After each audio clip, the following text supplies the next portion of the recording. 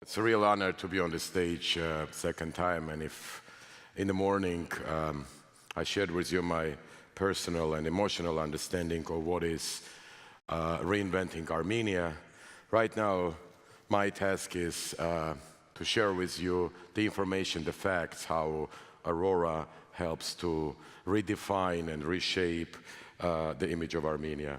I think it does, and I think it does greatly. And to be honest, this is not just a personal opinion. This is an opinion based on the results of the global opinion survey that we conduct after each Aurora ceremony, after each cycle in more than 10 countries, surveying both Armenians and non-Armenians.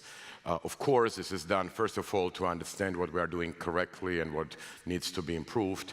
But also, this is a great source of information of what do Armenians think about themselves and what does the world think about the Armenians. The Aurora Humanitarian Initiative, and I remember the days when the three co-founders, Vartan Grigorian, Ruben Vartanian, and Nubar Afeyan, were thinking about this and discussing, first of all, started as a narrative, as a storytelling project, which, together with other initiatives in the Armenian world, broadened the agenda of the discussions around the genocide. So it wasn't, and it's not only about the memory of those who have been killed, and this is the most important part, of course, of our history. It's not only about the crime and those who have perpetrated, who were those who killed, but it's about the two other groups which were not that much discussed and were not part of the global storytelling. It's those who have been saved and those who saved. So the 100 Lives, which was at the beginning of the project, was a storytelling initiative trying to collect the stories of savers and survivors. And by doing this, the next step was to say thank you to those who saved Armenians 100 years ago. This is a very important psychological element, which is a part of the DNA of Aurora, because the concept is that only when you are able to say thank you, only when you are able to help others, this is the moment that you stop being a victim and you stop being just a survivor and you become the winner. You will become the person who owns his own life and can help others himself or herself. But this concept has grown bigger of the Aurora, and the understanding came that it's not only about those who saved Armenians 100 years ago, it's not only about us Armenians saying thank you to those, but it's about that type of humankind who put their life at risk by saving other people's lives.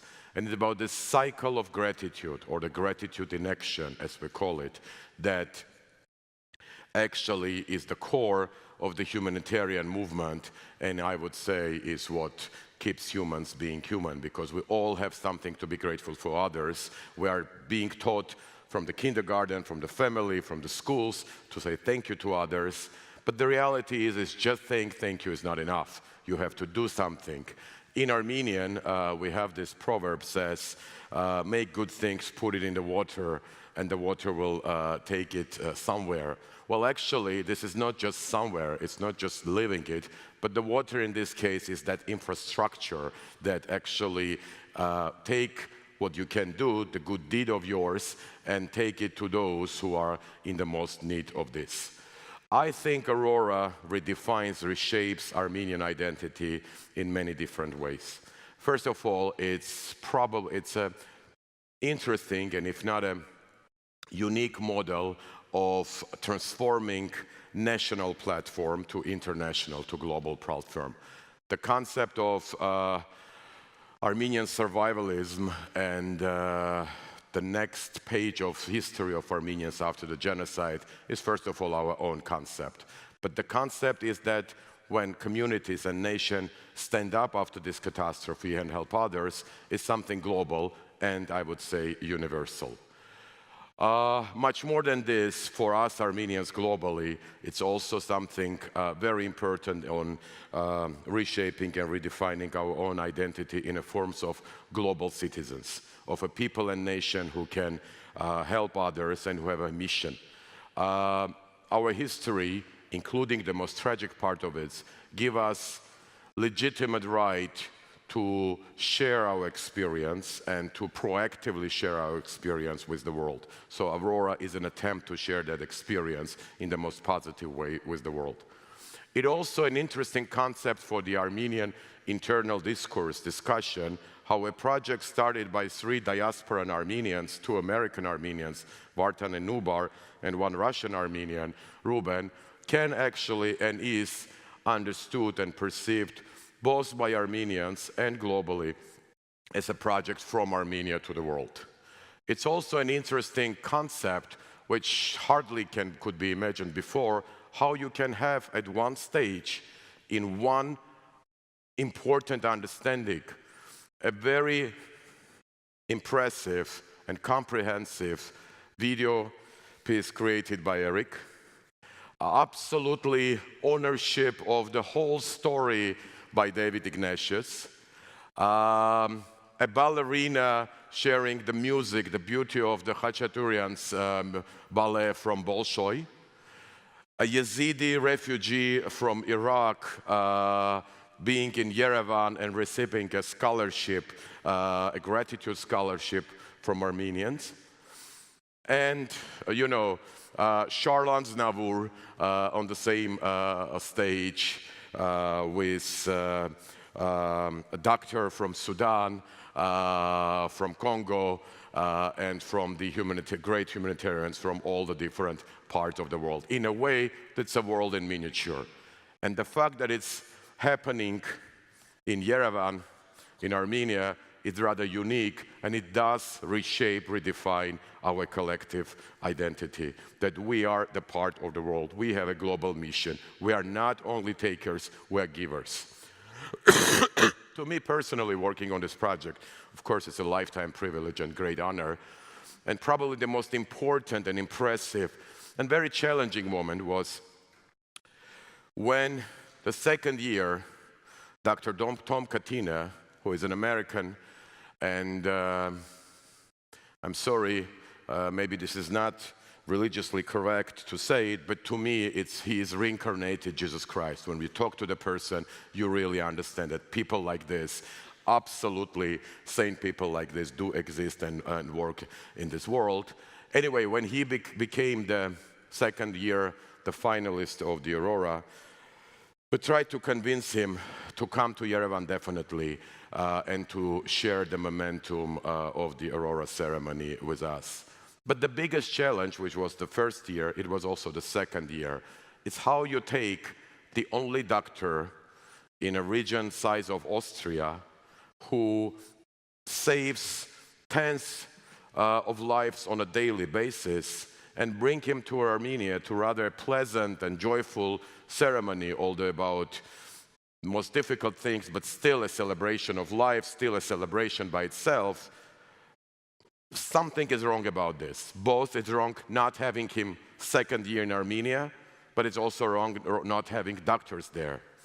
So the only solution, and this was the idea from a great person I admire, Vartan Grigorian. He said, Arman, just send Armenian doctors there. Well, it was absolutely wise thing, but it wasn't that easy.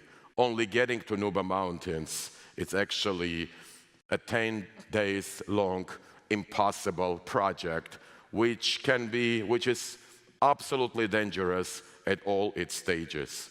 Being in Nuba, where there is a war, where there are crimes, where there is all types of epidemics, where is the most difficult situation, it's also extremely difficult challenge. But we had no other choice. So we start speaking to the doctors, specifically those who have experience in military situations or who have experience in working in actually other difficult parts of the world within their mission. And I was really ready for difficult discussion and many no's until we find the people who will be ready to go. All the 3 doctors we talked immediately said yes. And they refused to get any type of compensation for their work. And they said, it is our mission as Armenians to go to help these people in Nuba, in South Sudan, and to say thank you on behalf of the Armenians to those people who 100 years ago helped and saved our grandparents. This is a very emotional and difficult moment for me, because it was an absolutely total understanding and recognition that the Aurora's mission, how it shapes, redefines, specifically first of all for ourselves and then for the rest of the world, is really true. It really comes from the heart of the people. Very soon we'll have actually a great movie on this journey of the Armenian doctors and how they have been part of this community in Nuba. But this is a way, I think it's the very moment when we stand from our knees, when we are becoming proactive global citizens as a nation, when taking care of our numerous problems, which do exist in Armenia, in Artsakh, in diaspora, anywhere, we're still a part of the world. Because I think that what was the Armenian mission during all the years, thousands of years, is actually bridging people. I think our culture is one of the most tolerant cultures in the world, and our identity is the most open to the Eastern, Western, Northern, Southern cultures and concepts.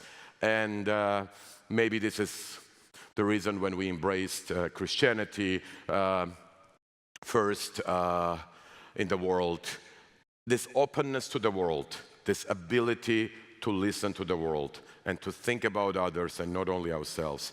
It is the part of the Armenian identity. And Aurora does not create this. This is not something artificial. Aurora opens this and just, make this fact known to the world.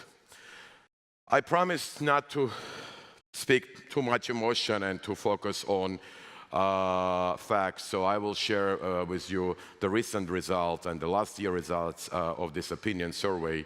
Besides only trying to understand what's the awareness about the Aurora initiative, which is surprisingly very high, and we'll share the official results soon.